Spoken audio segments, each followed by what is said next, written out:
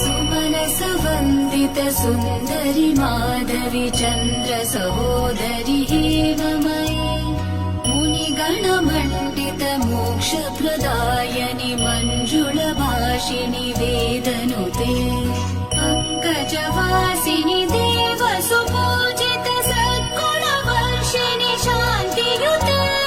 जय जय हे मधुसूदन कामिनि आदिलक्ष्मि जय पालय माम् जय जय हे मधुसूदन कामिनि आदिलक्ष्मि जय पालय माम्